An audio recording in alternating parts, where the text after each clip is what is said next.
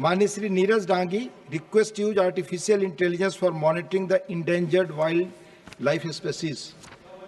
Thank you sir. आज देश के सामने वन्य जीवों को लेकर के एक बड़ी चुनौती है। विशेष रूप से जो लुप्त प्राय हो रही वे प्रजातियां, जिसमें टाइगर, लेपर्ड, चीता आदि बड़ी बिल्लियों की श्रेणियां शामिल हैं, इन्हें कैसे बचाया जाए, ये एक चुनौती है। देश में वन्य जीव, लुप्त प्राय टाइगर, लेपर्ड आदि के संरक्षण हेतु उनकी निगरानी आर्टिफिशियल इंटेलिजेंस द्वारा की जानी चाहिए। उनके आकार, उनकी चाल आदि से यह पता लगाया जा सकता है कि कौन सा जानवर जंगल में क्या गतिविधि और क्या कहां पर गतिविधि कर रहा है। आर्टिफिशियल इंटेलिजेंस संचालित पशु पहचान प्रणालियां अधिक लागत प्रभावी भी हैं और पारंपरिक जो तरीके हैं उनकी तुलना में इसमें कम कार्यबल की आवश्यकता होती है।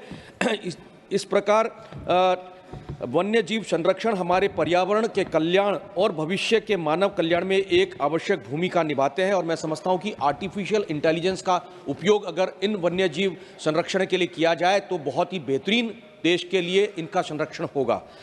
हमें इंसानों को भी बचाना है और वन्य जीवों को भी बचाना है। और वन्य जीव जब जंगल के आसपास के गांवों में जब घुस जाते हैं तो वो मनुष्यों पर और उनके मवेशियों पर जो है उनके नुकसान पहुंचाते हैं।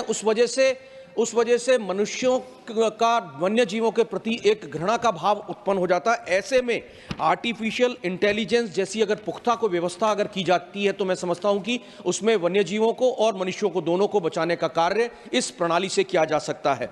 अभी हाल ही के अंदर रणथंबोर के अंदर देखा कि 25 बाघों का के लापता होने की खबर आई। क्वेश्चन आवर प्रशांत पेडोले। धन्यवाद अध्यक्ष महोदय। आपके माध्यम से मैं मंत्री जी से प्रश्न पूछना चाहूँगा। इस्पात क्षेत्र में आत्मनिर्भर भारत अभियान के तहत आयात पर निर्भरता कम करने और निर्यात को बढ़ावा देने के लिए क्या कदम उठाए जा रहे हैं? Sir, the reply is given to the question. In that it is mentioned that सरकार 22 अनिवार्य कृषि फसलों के लिए फसल बीमा देती है, सॉरी के लिए न्यूनतम समर्थन मूल्य तय करती है। लेकिन आज जो न्यूनतम समर्थन मूल्य जो तय किया गया है वो बहुत ही कम है। जिस तरह से यहाँ वादा किया गया था कि उत्पादन खर्च होता है उससे 1.5 गुना वो तय करेंगे, न्यूनतम समर्थन मूल्य वो हुआ नहीं। और किसानों की आय डबल करने की सोची थी लेकिन डबल हुई नहीं। इसके ऊपर अगर आप, मेरा ये सवाल है कि क्या न्यूनतम समर्थन मूल्य में बढ़ोतरी करने का विचार सरकार कर रही है? और दूसरा क्वेश्चन है सर, प्रधानमंत्री फसल बीमा योजना, इसमें 16-17 में 1,65,960 करोड़ डिसबर्समेंट हुआ है, लेकिन अभी जो है 23-24 में कितना डिसबर्समेंट हुआ उसका उल्लेख उसमें है नहीं।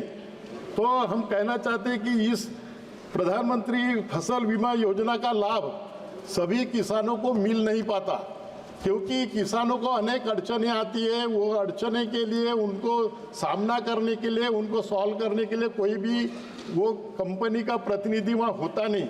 डिस्ट्रिक्ट लेवल पे भी कंपनी का कोई प्रतिनिधि होता नहीं।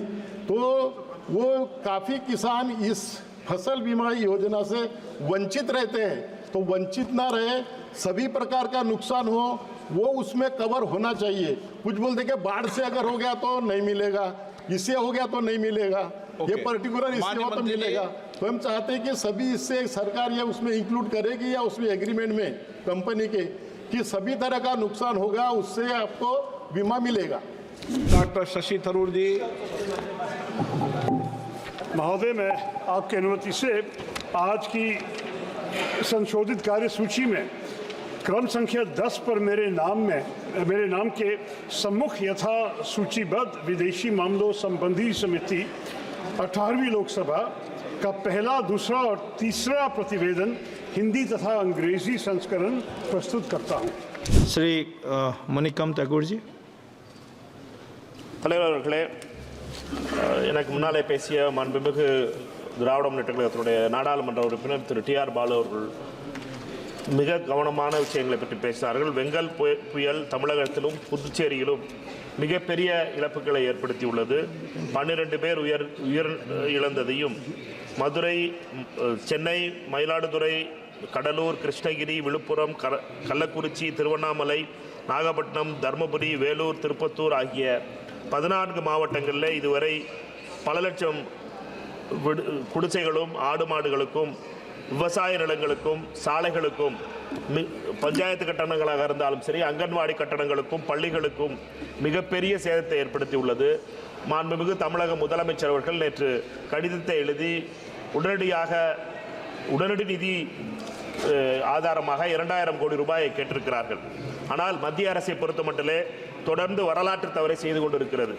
அது 2016 வரதா புயலாக இருக்கட்டும், 2017 புயலாக இருக்கட்டும், 2018 புயலாக இருக்கட்டும், தமிழகம் கேட்ட 43,993 கோடி ரூபாயிலே 1,729 கோடி ரூபாய்த்தான் மத்திய அரசு கொடுத்திருக்கிறது.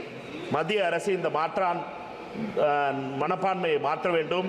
தமிழகத்திற்கு கிடைக்க வேண்டிய நியாயத்தை கொடுக்க வேண்டும். நேற்று தமிழகம் தண்ணீரிலே தத்தளித்துக் கொண்டிருந்த பொழுது மாண்புமிகு பிரதமர் அவர்கள் திரைப்படம் பார்த்துக் கொண்டிருந்தார் என்ற செய்தி மிகவும் கவலை அளிக்கிறது. தமிழகமும் புதுச்சேரியும் மற்ற மாநிலங்களும் தண்ணீரில் இருக்கும் பொழுது கவனத்தோடு செயல்பட வேண்டிய பிரதமர் திரைப்படம் பார்த்துக் கொண்டிருப்பது என்பது வரலாற்று தவறானது என்பதை தெரிவித்து தமிழகத்திற்கு உடனடி தேர்வையாக 2000 கோடி ரூபாயை விடுவிக்க வேண்டும் என்று கேட்டு விடைபெறுகிறேன். நன்றி, வணக்கம். Thank you. Sri பென்டி லிங்கம்ஜி.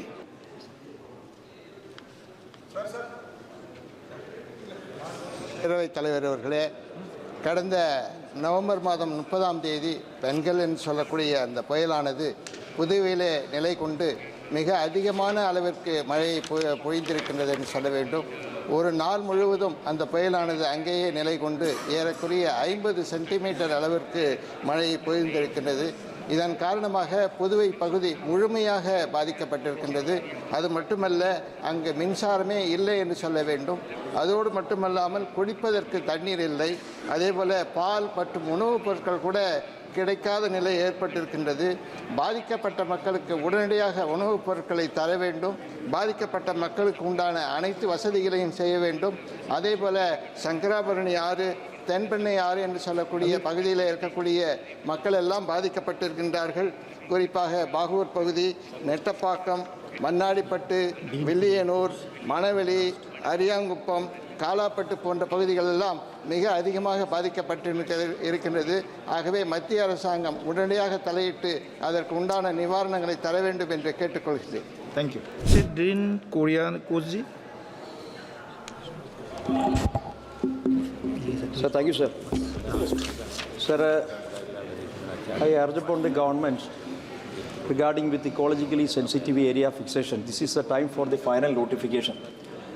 The draft notification came out in the year of 2014, and by the recommendation of Kerala government, the people inhabited area, agricultural lands and the plantation sector exempted from the draft notification. Now the present state government again requested to central government exempt some more area from ESA. That's also be accepted, sir. Anyway, we have to exempt the plantation sector, the agricultural land and the people inhabited area from ESA. In that kind of way, we have to issue the final notification very immediately. If any other state government is delaying the process, I would urge upon the government from Kerala's side, there should be a final notification separately for Kerala state. Thank you, sir. Thank you.